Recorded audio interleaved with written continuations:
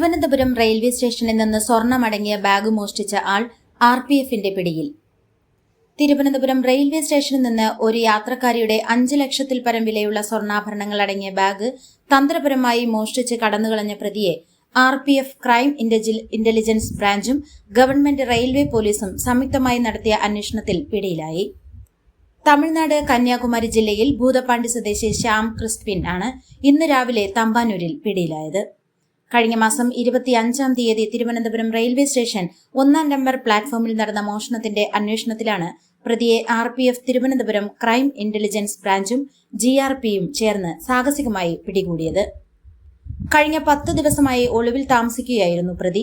മോഷണശേഷം രക്ഷപ്പെട്ട പ്രതിയുടെ തമ്പാനൂർ കിഴക്കേക്കോട്ട, കരമന, അരിസ്റ്റോ എന്നിവിടങ്ങളിലെ 200-ൽ പരം CCTV ദൃശ്യങ്ങൾ സൂക്ഷ്മമായ പരിശോധനയ്ക്ക് ശേഷമാണ് പ്രതിയിലേക്ക് എത്തിച്ചേരുവാൻ അന്വേഷണ സംഘത്തിന് കഴിഞ്ഞത്.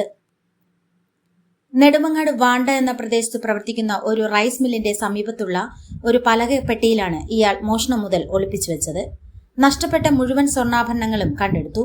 പൊതുവെ ജോലിക്കൊന്നും പോകാത്ത ഇയാൾ മദ്യപാനത്തിനും മറ്റു ചെലവിനുമായാണ് ഈ മോഷണം നടത്തിയതെന്ന് പോലീസിനോട് പറഞ്ഞു.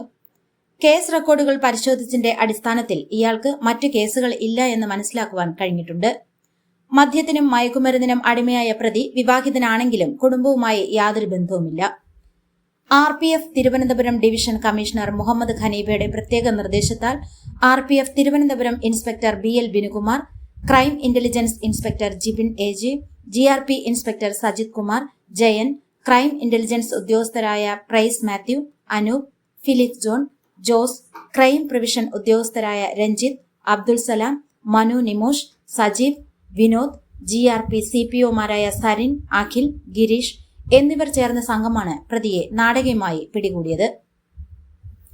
റെയിൽവേയിൽ യാത്ര ചെയ്യുന്നവരുടെ അശ്രദ്ധ മൂലമാണ് ഇങ്ങനെയുള്ള സംഭവങ്ങൾ നടക്കുന്നതെന്നും യാത്രക്കാർ കൂടുതൽ ജാഗ്രത പാലിക്കണമെന്നും സുരക്ഷാ പരിശോധകർ ഇനിയും ശക്തമാക്കുമെന്നും crime intelligence inspector Jibin AG പറഞ്ഞു.